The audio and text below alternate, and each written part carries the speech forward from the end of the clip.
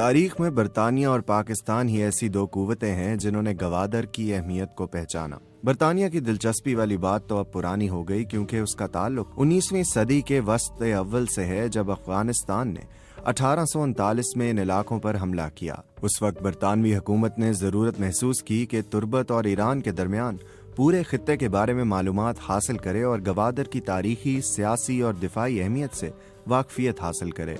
गवादर पर पाकिस्तान की तवज्जो तकसीम हिंद के फौरन बाद ही मबजूल हो गई थी और इसने अपने कयाम के तकरीबन 2 बरस बाद संजीदगी से कोशिश की कि ये इलाका इसकी तहवील में आ जाए। बलोच कबाइल से ओमान और फिर पाकिस्तान के कब्जे में आने वाली इस बंदरगाह पर इंडिया की भी नजरें थीं। आप सुन रहे हैं BBC उर्दू की पॉडकास्ट और मैं हूं साद सुहेल। बहीरा अरब के किनारे वाक़े इस साहिली इलाके में पाकिस्तान की दिलचस्पी की वजूहात 2 थीं, मईशत और मजबूत दिफाई हिसार। गवादर इन दोनों मकासद की राह में एक बड़ी दीवार के तौर पर हायल था। ये दीवार सिर्फ इस तौर गिराई जा सकती थी अगर ये इलाका पाकिस्तान में शामिल कर लिया जाता। पाकिस्तान अपने कयाम के बाद अपनी तारीख के शायद सबसे बड़े इक्तिसादी बहरान से दोचार था, जब वो सरकारी मुलाजमीन की तनख्वाहों की अदायगी के वसाइल भी नहीं रखता था। स्मगलिंग की वजह से इस मसले की संगीनी में मजीद इजाफा हो गया था, क्योंकि इस तरह से कौमी वसाइल तेजी से सुकड़ते जा रहे थे।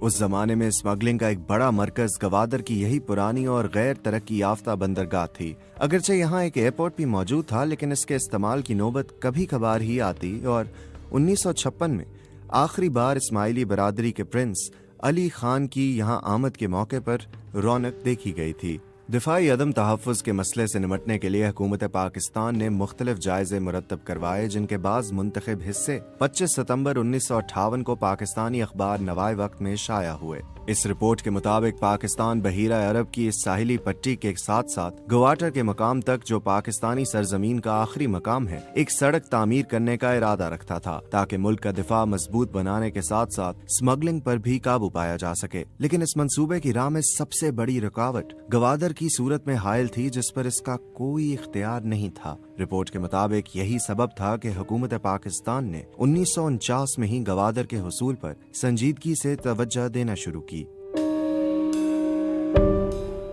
ये कोशिशें 1958 में अपने अरूज पर पहुंच गईं, जब पाकिस्तान और ओमान के दरमियान इस मामले में फैसला कुन बातचीत हुई, जिसमें इस खित्ते में साबिक काबिज कुव्वत और ओमान में फौजी अड्डे रखने वाली ताकत बरतानिया ने दोनों मुल्कों की मुआवनत की। यूं उस जमाने की गैर तरक्की याफ्ता बंदरगाह पाकिस्तान का हिस्सा बन गई।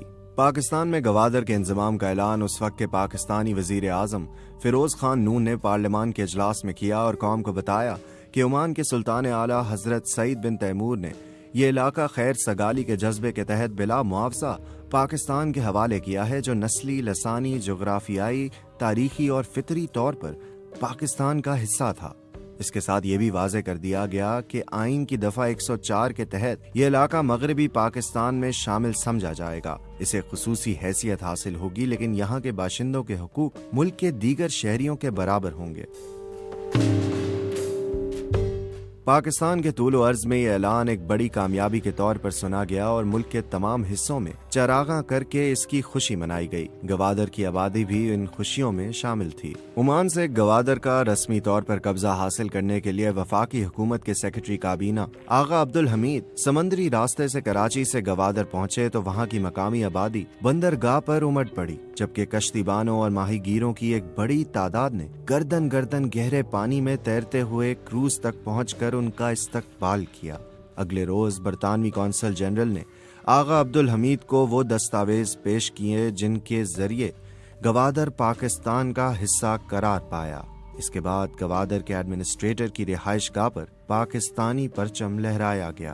पाकिस्तानी ज़राए अबलाग में भी इस वाक़ये को मुल्क की तारीखी कामयाबी और इंडिया की हज़ीमत के तौर पर देखा गया। इस सिलसिले में रोजनामा जंग में इंतहाई दिलचस्प कार्टून शाया हुआ, जिसमें 2 दरवाजे दिखाए गए थे। इनमें से एक इंडियन साहिली इलाके गोवा का था, जिससे इंडिया को निकलते हुए दिखाया गया, जबकि पाकिस्तान को गवादर के दरवाजे से अंदर दाखिल होते दिखाया गया। पाकिस्तान में सरशारी की ये कैफियत आइंदा तकरीबन 2 हफ्ते यानी उस वक्त तक जारी रही जब तक आलमी शोहरत याफ्ता जरीदे टाइम का आइंदा 22 सितंबर का शुमारा शाया नहीं हुआ। इसमें बताया गया था कि पाकिस्तान को गवादर का ये कब्जा जज्बा खैर सगाली के तौर पर बिला मुआवजा हासिल नहीं हुआ, बल्कि उसके लिए एक खतीर रकम यानी 4 करोड़ 20 लाख रुपए अदा किए गए हैं।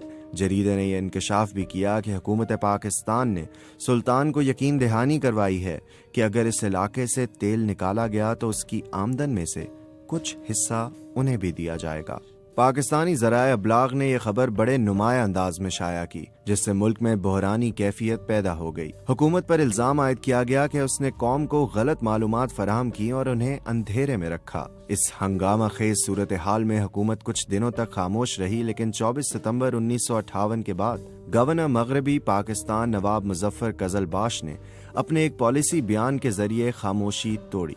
इससे टाइम मैगजीन की खबर से शुरू होने वाली बहस का भी खात्मा हुआ और इस मामले में एक नया पहलू भी शामिल हो गया, यानी गवादर के हसूल के सिलसिले में इंडिया की दिलचस्पी सामने आई। उनके बयान का लुबे लुबाब यह था कि यह दुरुस्त है कि पाकिस्तान ने गवादर के हसूल के लिए रकम अदा की है। इसकी वजह यह थी कि इंडिया भी गवादर में दिलचस्पी रखता था और उसने इसके हसूल के लिए ओमान के सुल्तान को पाकिस्तान के मुकाबले में 10 गुना ज्यादा मुआवजा की पेशकश की थी। इंडिया ने इस मकसद के लिए कई ऐसे मुल्कों को अपना हमनवा बनाने की कोशिश भी की जो इस मामले में असरअंदाज हो सकते थे।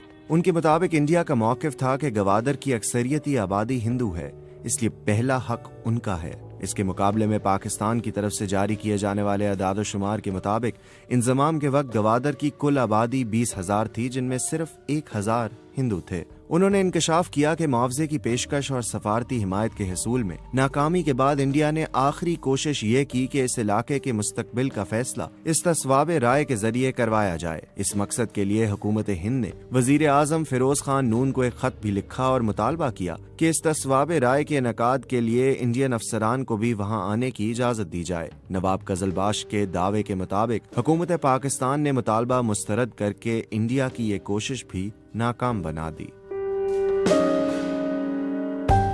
गवादर में इंडिया की दिलचस्पी कब और कैसे पैदा हुई, इसकी तारीख बड़ी दिलचस्प है।